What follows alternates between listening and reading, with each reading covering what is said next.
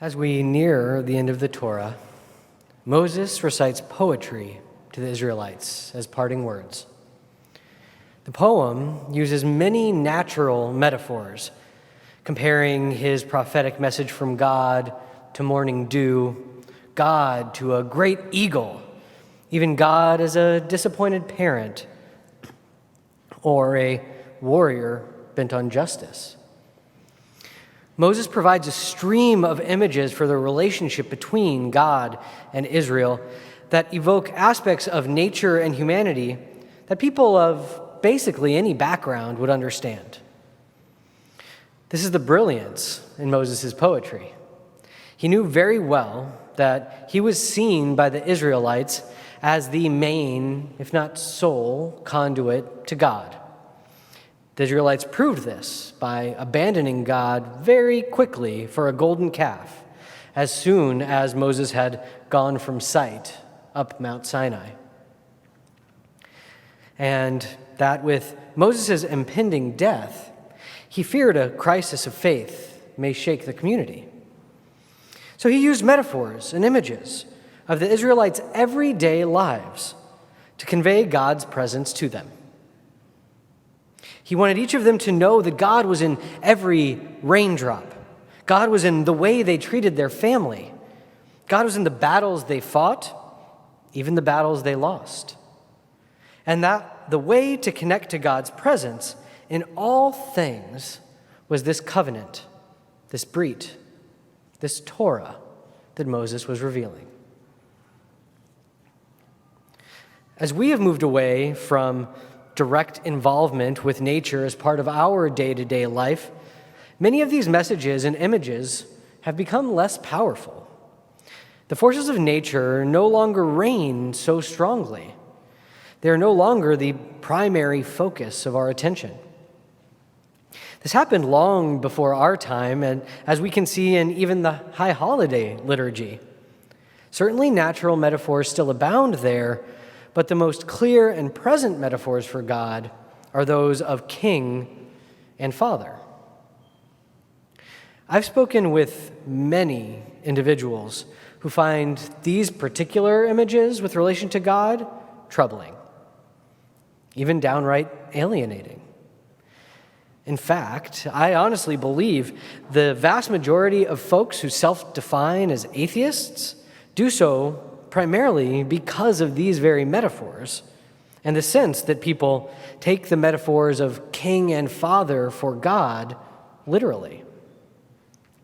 But they were never meant to be literalized.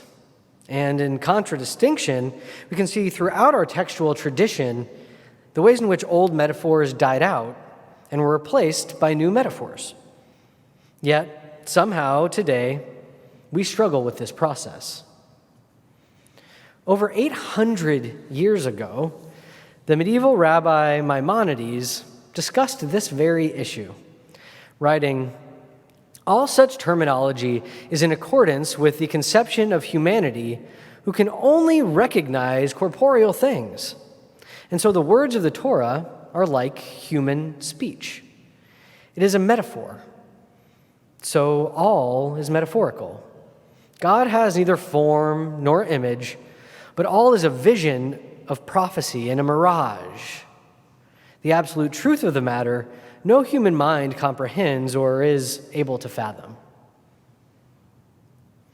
This gives us permission to, rather than reject the concept of God outright, to locate in metaphors from our own daily lives that jibe with our actual experiences in the world a God that we can connect to. We do know that we end up outgrowing metaphors all the time. Ask a 13-year-old if they know what it means for a phone to ring off the hook, or why we say, hang up the phone, or where the idea of rewinding music or TV or movies comes from.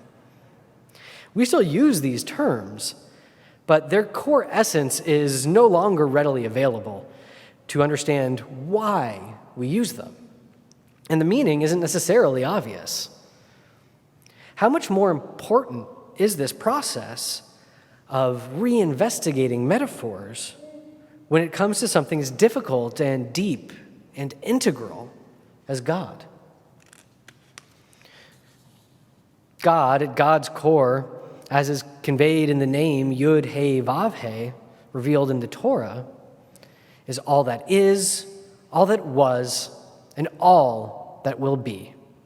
God is the essential, ongoing unfolding of reality, the power guiding all growth, development, and change in our universe, as well as the creator of that process.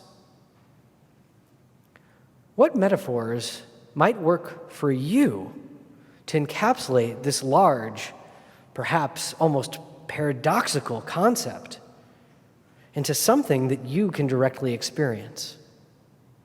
How can you find this almost indescribably lofty and complex entity in your own day-to-day life? What language works for you to connect with the ever-unfolding, ever-changing, ever-growing nature of our universe?